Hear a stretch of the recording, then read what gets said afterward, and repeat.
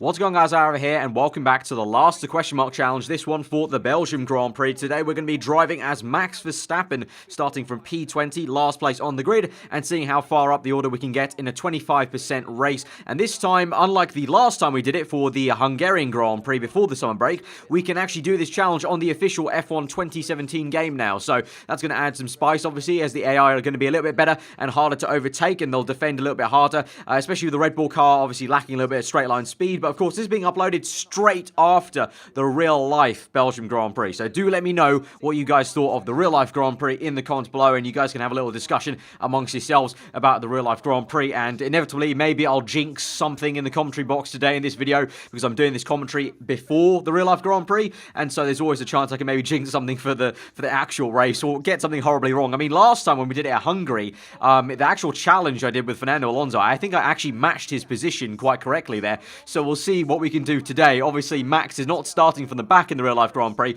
but let's see if we can kind of at least match his position. It'll be quite a task, though, because, as I said, the AI are a lot more punchy now on 2017, and with the Red Bull lacking straight-line speed, we'll have to see how we go. We're going to start on the super soft tyres, though. It's a 25% race, as I mentioned, so start on the super softs, then go to the ultra soft, so kind of slower tyre first, get that out of the way.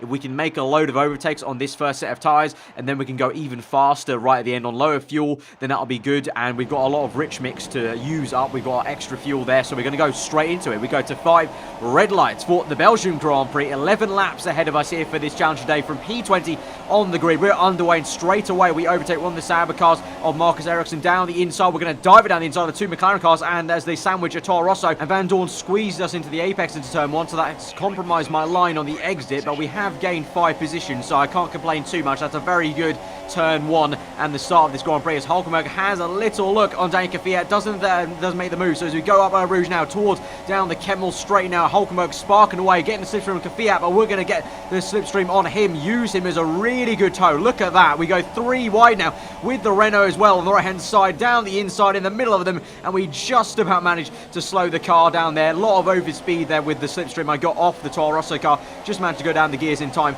and obviously using the Red Bull's performance and the chassis and the downforce to good use. Now down the inside very, very quickly on Romain Grosjean, and getting in between the 2 Haas cars now, following behind Kevin Magnussen, getting a bit of dirty air though. So as we go through the left-hander, going a little bit wayward, a little bit opposite lock on the exit, having to lift off slightly, and it actually takes us till the very end of the next lap, lap 2, as we go through Blanchimont down towards the bus stop chicane. And it's only going to take till now when we can maybe make a move on Magnussen. We spot him napping a little bit down the inside. He's left us the room a little bit. We try to go round the outside. He's left us a space on the curbing there, but he does get the better traction, so we have to get back in his tow. But Grosjean now comes back at me. We're going to make it 3 wide once again for a second time in this race. Down the inside once more in between 2 AI cars to make the move into turn 1. On the exit, you can see the 2 Haas cars go a bit side by side and have a bit of a battle, so that kind of helps us get away from both of them. Otherwise, I feel like maybe Grosjean could have maybe started to come back at us. Obviously, with the Ferrari engine in the back of that Haas car, it's not too shabby, but we move on, thankfully, and we can get away from them, and we're closing up to now Jolyon Palmer in 10th place, who at the moment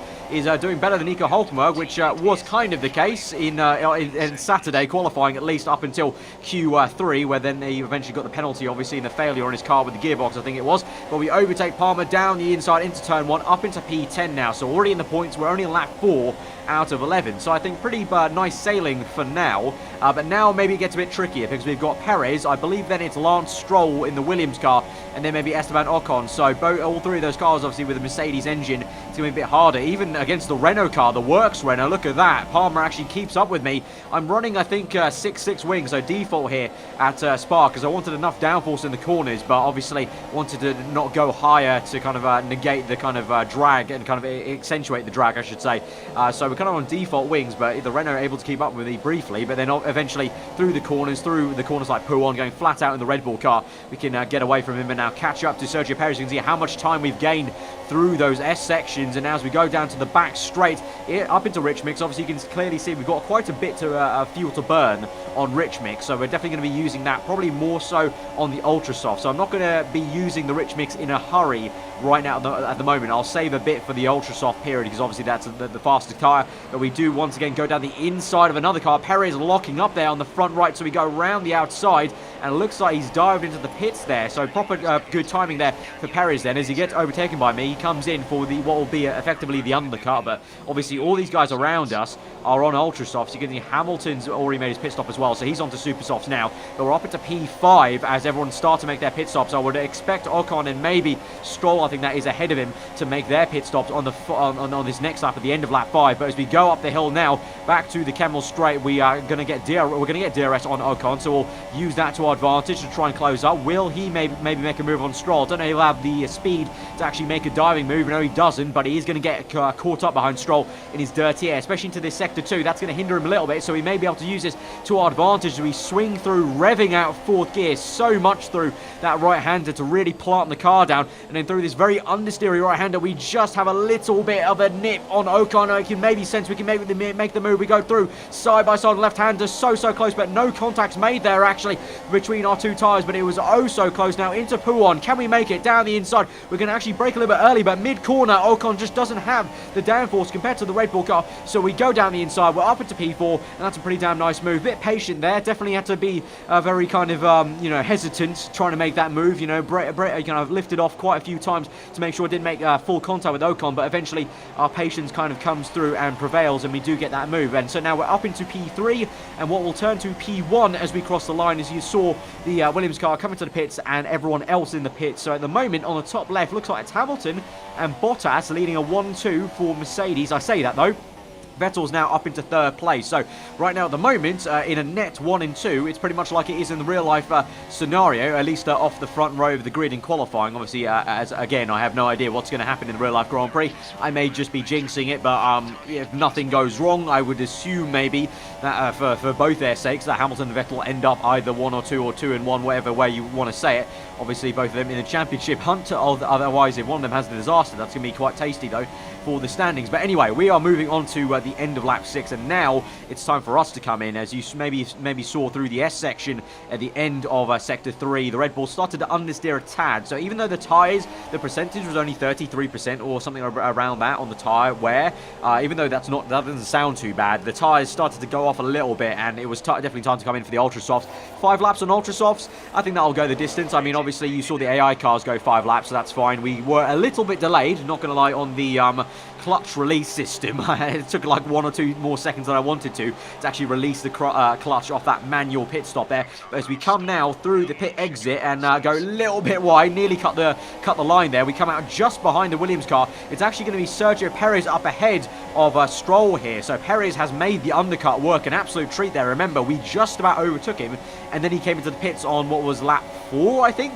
So Perez really has made that undercut work. We open the DRS to try and cut the drag and try and close up to Lance Stroll. And we are getting the speed also in Rich Mix. We're going to go for a little lunge here and try and see if we can make this move count. We get on the curbing a little bit on the right time. We had a bit of a half spin or quarter spin there. We've held it though, thankfully not lost the entire car, but not made the move on Stroll. So for now, the young Canadian is safe from Max Verstappen's Red Bull car. But now, as we go through, once again through this swooping long right-hander, we try again, just like we did on Ocon, to try and go down the inside. This time though, the Williams car has much more downforce than the Force India to keep it through ahead of me through that left-hander. So we have to stick right up his gearbox though. As we go into P1 now, we're going to go nearly flat. I'll lift off a little bit though, because I don't want to slam into the back of the Williams car. But you can see we're so close through that corner. It's so nice to have the downforce in the Red Bull car to do that, because I just can't do that in the career mode in the Toro Rosso car that I'm doing at the moment. But we go through and we do eventually stick down the inside of Stroll, and we're up into P8 now. But once again now, we're going to have to try and re-overtake Checo for the second time this afternoon in this race, lap 9. So we've only got 3 laps now,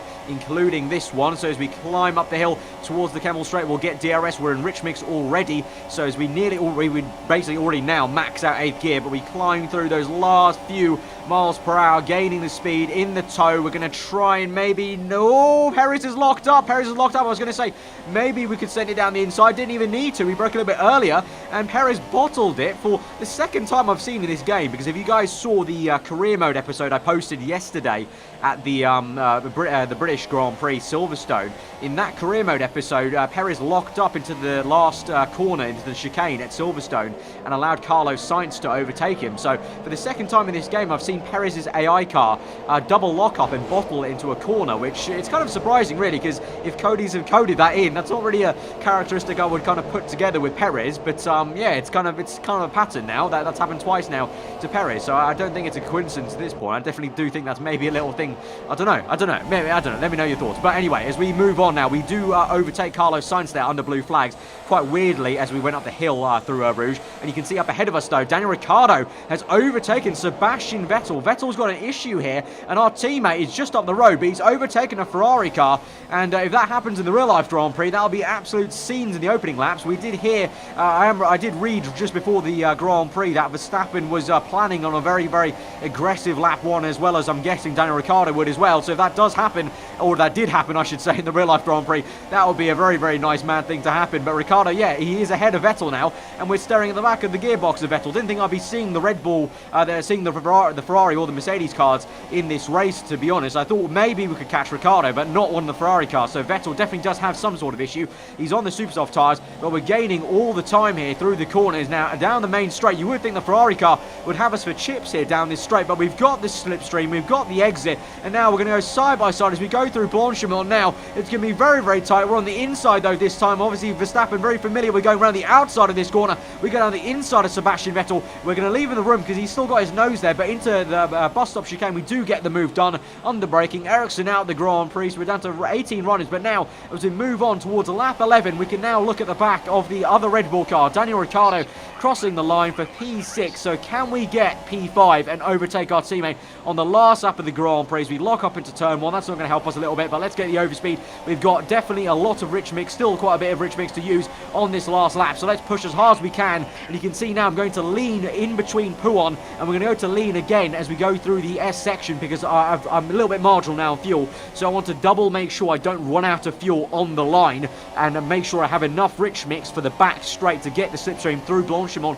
and towards the bus stop chicane. You can see now, though, we've gone standard as we enter the apex, and on the exit going a little bit wide, but up into rich mix now, and you can see the number will start to tick down, but we've got enough fuel here, hopefully not to run out on the line, because I do think this is going to be very, very close. But as we go through the back straight, or kind of back kinks, I should say, as we go through Blanchimont down towards the bus stop chicane, Lewis Hamilton has won this game Grand Prix in this 25% Belgian Grand Prix. But we're going to go for the move down the inside of Daniel Ricciardo. It's oh so close there. We're going to go and brake early, switch back move on him. We're going to get DRS, get the better traction, and on the line, just across by a few inches there, we have overtaken our teammate Daniel Ricciardo, and we have managed to get 5th place at the Belgian Grand Prix. I don't know if that's going to be matching Max Verstappen's real-life position. If it is, I'll be pretty damn happy with that. But from P20, last place, to 5th place here at the Belgian Grand Prix in a Red Bull car, driving as Max Verstappen, just overtaking Ricciardo on the line.